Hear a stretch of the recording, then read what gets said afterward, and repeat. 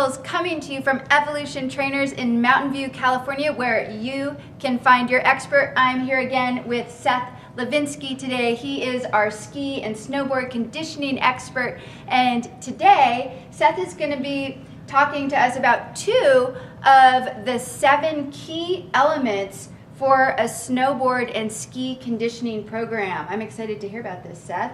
Great. Well, thanks, Lisa. There are 7 different pieces that go into making a great snowboard or ski conditioning program. The first 2 of those are mobility and stability.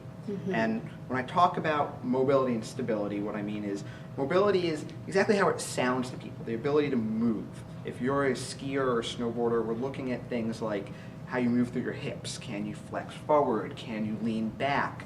You know, as we come up, can you rotate? Can you rotate and move while you're moving at the hips?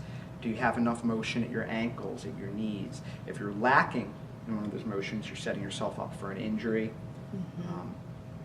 And again, if we start dealing then with somebody with an injury, they're going to have a different set of mobility. They might be reduced in the amount of flexion, or how much they can bend at their knee, or how much they can bend at their waist, or rotate through their spine. So they get a different definition of mobility.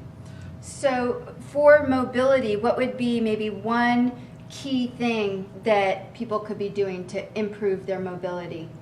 Well, I'll give you 2 key things. One would be flexibility exercises. Okay. Stretching is one of those things that we like to ignore, but it's just foundational, especially when it comes to injury prevention.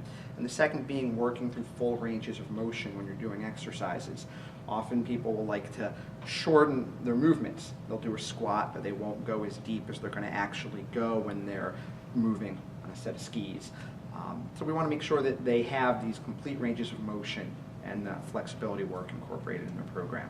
Great. And then that second key element is the stability. So stability is, when we're looking, we've already addressed the mobility. Can they move? Stability then becomes the question of, can they generate stiffness and control in their body?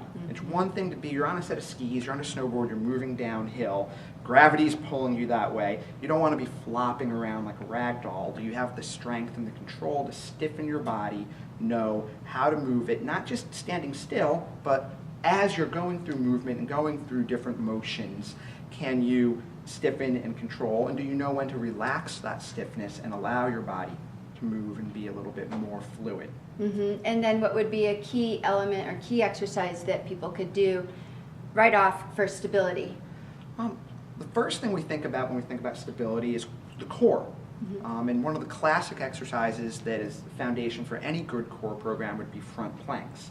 And we'll start with people doing front plank and then incorporating different variations of arm lifts and leg lifts or body motions so that they can generate that stiffness when different challenges are being put into their body.